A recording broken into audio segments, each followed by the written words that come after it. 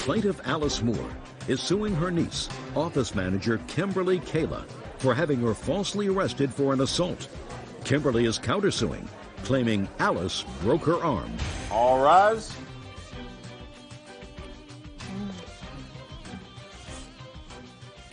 Yeah, this is case number 22 on the calendar, the matter of Moore versus Kayla. Thank you, Bert. You're welcome, Judge. Parties have been sworn in, Your Honor. You may be seated. Folks, have a seat, please. Whew.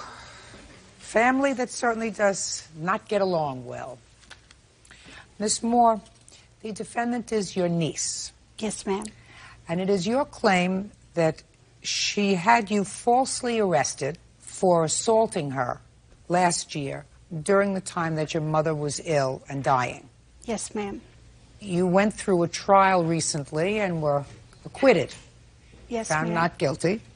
And you're suing her for the false arrest and for the year that you spent facing these charges. The defendant says that the charges were true and that she is counterclaiming for her injuries. Her injuries, I believe, were broken arm. Yes, ma'am. When was your mother ill last year? My mother became ill early in January, but she really got bad in March of, it was 2003. And when did this incident occur with your niece? March the 10th, after I flew to Texas to be beside my mother who was dying at her home. So you tell me your version of what happened, what led up to this incident.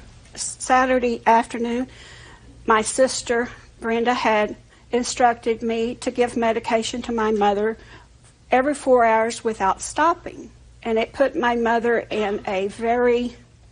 What kind of medicine was it? One was a morphine and the other one was for anxiety. Your mother had cancer? Yes, ma'am. What kind of cancer did she have? Cancer of the liver. So the morphine was prescribed to keep her calm. Yes, ma'am, but on the prescription of the bottle, it says every 4 hours as needed. And my question was, that night she was totally out of it, and my brother he was there that night, and he had to pick my mother up out of the bed because she could not move at all. And we did not give her the medication every 4 hours like my sister had instructed. And I had asked my other sister in the morning about the medication. So that caused a problem with your niece? They were all upset because I would not give the medication like that. But anyway, Sunday night, I left and went out to another sister's house to rest. And when I came, that morning on Monday, my daughter and I came back in the afternoon, and I come to the conclusion I couldn't handle seeing my mother's death. Okay. Because of my heart condition and my nerves. Okay, you couldn't handle it. Okay. And I was talking to my husband on the phone, and I told him he could reach me. I was on the porch, and I told him he could reach me out at my other sister's. Brenda got mad at me, and I don't want to have a consultation with my mother dying. Why was she angry with you? What was she saying? She just felt that I was there trying to take over. And she was already had said that she was going to come out there and whip on me on Monday, and I didn't pay any attention to that in a phone call that we had. Was that over the medication? Yes. Is that so far, is that right? No, ma'am. Okay, step up. Brenda, what were you angry about? I wasn't angry with her. I was actually relieved that she was there to help us because we had 3 months prior of taking care of my mother. Everybody was stressed out. It was a bad time. My sister had called me and she told me that the hospice people had told her not to give my mother the medication except when she needed it. I told her specifically, Alice, when you're there, you do what you need to do. I told her I was calling a meeting with the hospice people on Monday. The whole family would be there. We could all understand. I learned more about death than I ever wanted to know with my mother. And I didn't want to go through this by myself. I wanted my sisters there. I wanted help. Right. So when we asked for a meeting, she said 10 o'clock. my sister couldn't be there. She was so concerned about my mother and the medication, but she couldn't be there to see what the hospice people. We were doing exactly what they said, exactly what they said. Which is medicating her every 4 hours and not letting the pain grab hold of Right. Well, and right. they told That's us, exactly how they explained it to her, Right. to us. You know, when the pain kicks in, this is how she's going to be. Don't let the Don't pain let it come. get there. You know, Right. we'd been there with her. We didn't want to let the pain come. Nobody, you know, she was going to die. We knew that. We got wanted it to be peaceful. I got it. and that was my mother's wish, to die at home. Kim, tell me what happened in the kitchen on the 10th of March. Well, I was in the bedroom with my grandmother, and I heard them in the kitchen. And she's telling her, you know, you took her out of the nursing home. You shouldn't have took her out of the nursing home. She's going to die. She's going to bleed. You know, this is going to happen. This is going to happen. And they were telling her, then leave. You know, that's fine. If you can't take it, Put your hand down, Miss leave. Moore. You know. And when I looked outside, she was slapping at my mother. And another one of my aunts stepped in. Well, she grabbed her and she threw her down to the floor. Threw her Alice down. threw my other aunt down. What's to her the name? floor. Her name was Billy. Go ahead. And then of course, I had walked in there in the middle of this, and my brother walked in, and she started screaming at my brother. And she was screaming obscenities that you would not believe. And she was, you know, then she started out the door, and my brother went out after her. Well, I went out after him. Then she coming out there, and she's telling me, you know, we need to just call an ambulance for Billy, you know, we need to just go. So I'm going back in the house, and I get the phone to call the police. And as I walk back outside, because I'm hearing screaming now back at the porch. And I'm like, well, I thought she was going to leave. She wasn't leaving. And it's because her daughter over there was telling her, you don't have to leave. They can't make you leave. This is your mama's house. You don't have to leave. You know, her daughter was put in a quarter. And she knows if you push her, she's going to lose it. You know, she has a history of violence and just psychotic behavior. And I look at her and I told her, just go. Just get that out of here. You know, that's why I told her, just get that. And I'm pointing at her. And as I'm pointing at her, she grabs this arm. And she pulls me down. Her daughter steps between us, and she popped my arm down over her daughter's shoulder. It broke this bone up here into pieces. They had to go in and put a rod, you know, have a permanent rod in the middle of my bone. Judge Judy continues in a moment. Alice Moore says her niece, Kimberly Kayla, had her falsely arrested for an assault. Kimberly says during an argument, Alice broke her arm. What happened to Billy? Billy was taken to the hospital also, and she had some sciatic nerve damage in her back. She was taken to the hospital that day? Yes. Okay. But Billy and I were both taken to the same hospital in the same ambulance. What hospital? To Spine Memorial Hospital. Do you have a police report for me, please? Yes. It's right there.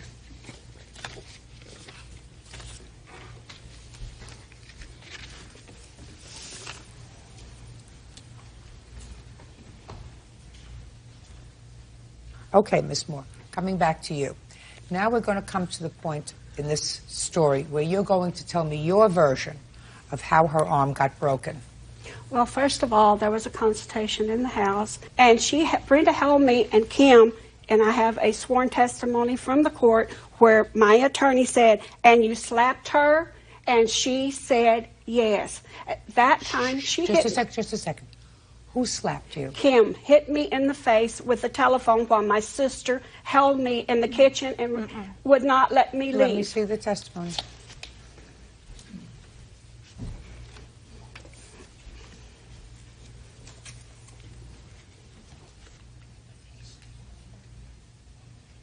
Oh, well, she says, do you remember slapping Alice? She said, yeah. I told you in the kitchen when she was pulling my hair and we were going back and forth. And you slapped her? Yes. But, Judge, I could not be pulling her hair. Just a minute. Don't explain. You have to read me the whole thing, Miss Moore. Okay. She didn't just admit slapping you. She said you were pulling her hair and you were going back and forth and she slapped you. At the time she slapped me, I had my hands restrained by my sister Brenda. I would like you to tell me how her arm got broken. Well, from there, I went outside and was leaving. At that time, her brother stopped me from going to the car. He pounced over the porch and pulled his hand back to hit me. And you're looking at a guy, I wouldn't take my eyes off because he lives weight and he could have killed me. And he said all kinds of things to me as I was trying to leave. My daughter stood in between us to stop it. Okay, so your daughter got in between you and her brother. Right. Okay. And as I was looking for my granddaughter, Kim. Just a second. If your daughter got in between the two of you, why didn't you go back to your car? I was going, but my granddaughter had the keys to my car. Where were you looking for her? Right there in front of my mother's house. Well, you just have to look. How old is your granddaughter? Is she a little teeny girl? Yes. How old is she?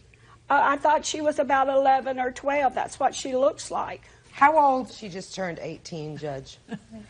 So she was 16 at the time. 15. She hadn't turned 16 yet. 15 at the time. Well, you're not looking for her on the ground, madam. Listen to me. If you're looking for your granddaughter who's outside, and the people who are outside, according to you, your nephew, and your daughter, that's 3 people.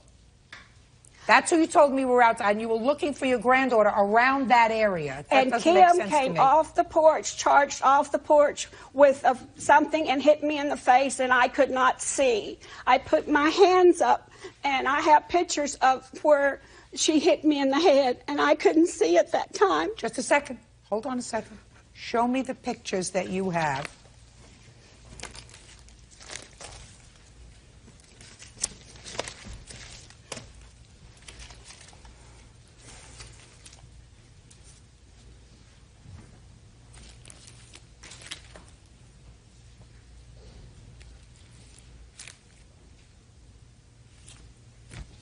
I don't see anything wrong with your head now. I had a goose egg right here. Not according to the police report. The police did not come and check me out at all or anything. I went to the hospital, to the emergency room. Let me see the medical records from the hospital. According to the police report, when they spoke to you, there was nothing wrong with you, except you were complaining of chest pains. That's according to 2 police officers. Listen to me. That's what the police said you complained of. Not a goose egg on your head, not being hit on your head.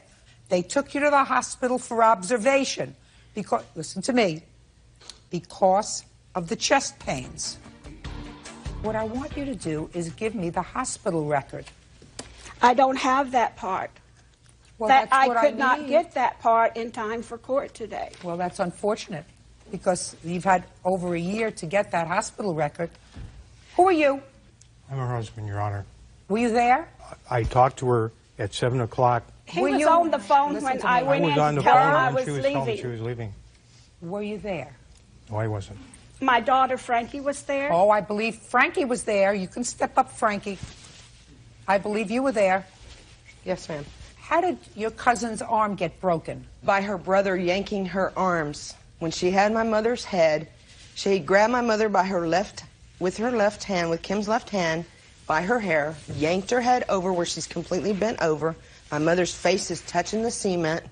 Kim's brother runs from behind Kim and grabs Kim with his arms like this, and he's pulling her, and she's hitting my mother upside the head with a cordless phone in her right hand, and I grab at the phone, and Scott is pulling Kim at both of her arms backwards. No one touched her arms except for her own brother. Okay. Fine. You can sit down. It's very unfortunate when everybody gets stressed out in a situation where... What was unfortunate? I'm speaking.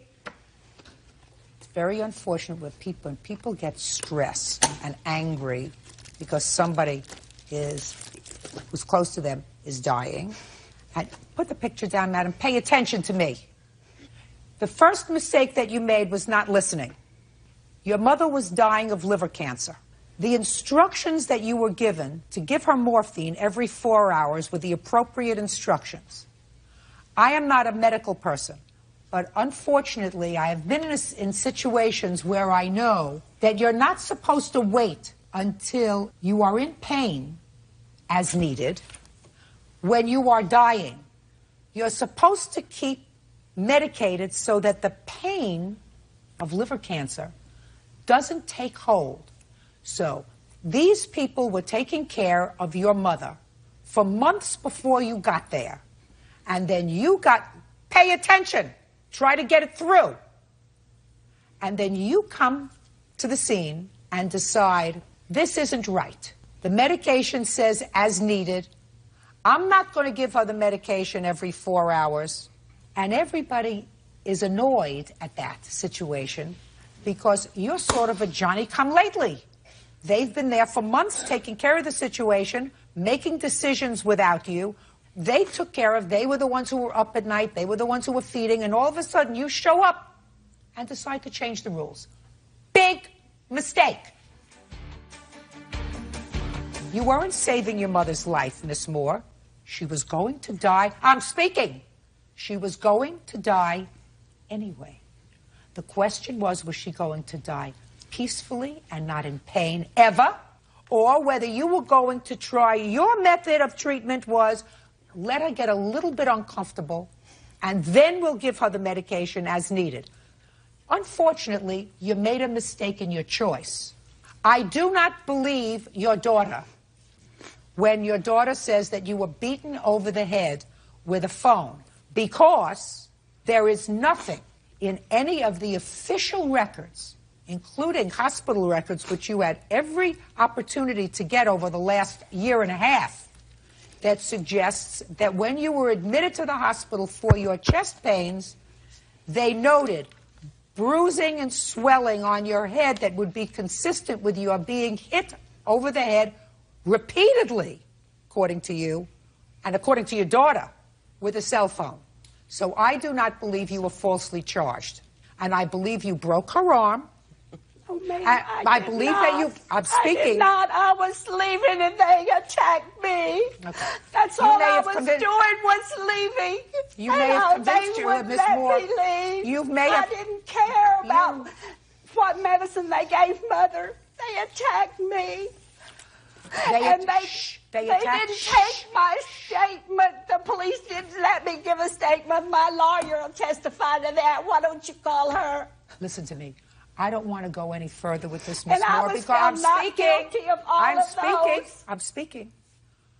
I'm speaking. Speak. I swear I did not. Listen to me very carefully. Where's the Bible? I took a lie detector's test even, and I did not touch them. Your case is dismissed. Did you have any unreimbursed medical bills? Yes, ma'am. What were they? Unreimbursed medical bills. I have $7,000 right here. Judgment for the defendant on the counterclaim in the amount of $5,000. That's all. Step out. Parties are excused. You may step out.